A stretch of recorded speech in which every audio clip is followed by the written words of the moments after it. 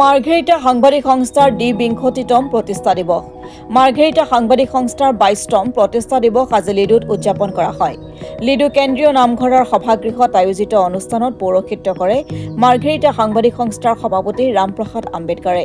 প্ৰতিষ্ঠা দিৱস উপলক্ষে বিশিষ্ট সাহিত্যিক, জ্যেষ্ঠ সাংবাদিক, শিক্ষাবিদ জগত চাংমাইক সম্বৰ্ধনা জনোৱাৰ লগতে অন্তৰংগ আলাপ অনুষ্ঠান অনুষ্ঠিত হয়। অন্তৰংগ আলাপ অনুষ্ঠানত প্ৰবীণ সাংবাদিক, বিশিষ্ট সাহিত্যিক তথা শিক্ষাবিদগৰাকীয়ে নিজৰ সাংবাদিক জীৱনৰ স্মৃতি ৰোমন্থন কৰাৰ লগতে সাংবাদিকসকলৰ দায়িত্ব আৰু কৰ্তব্য সন্দৰ্ভত বিস্তৃত আলোচনা আগবঢ়ায়।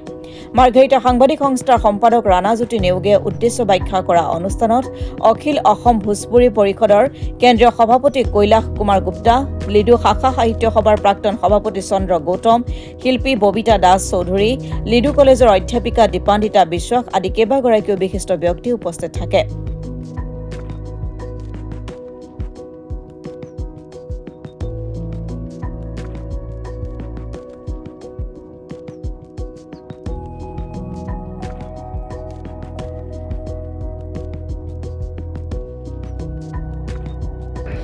আজি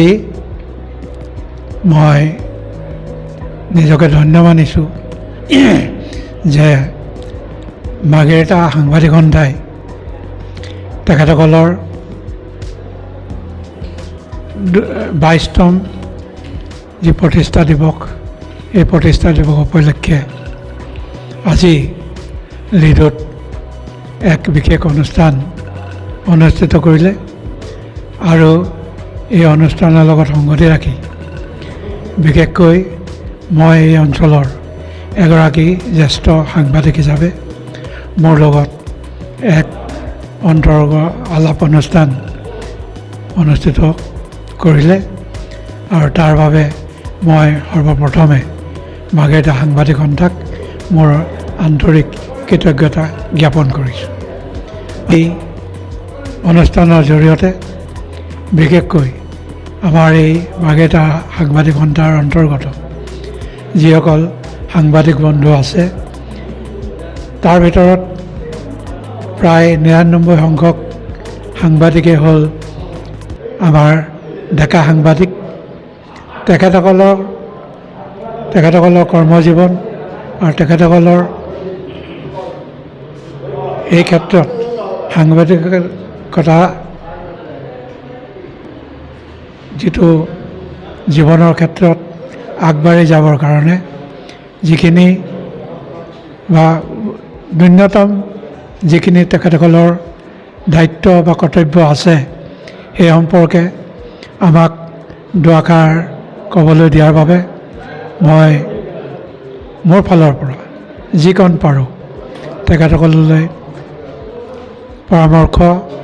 আগবঢ়াওঁ আৰু বিশেষকৈ মই সাংবাদিক বন্ধুসকলক তেখেতসকলৰ যিটো অৰ্থাৎ এই পবিত্ৰ বৃত্তিটোক তেখেতসকলে যাতে সন্মান কৰিবলৈ শিকে, অৰ্থাৎ যেতিয়াই সাংবাদিকতাৰ দৰে এটা পবিত্ৰ বৃত্তিক নিজেই এজন সাংবাদিক হৈ যেতিয়া তাক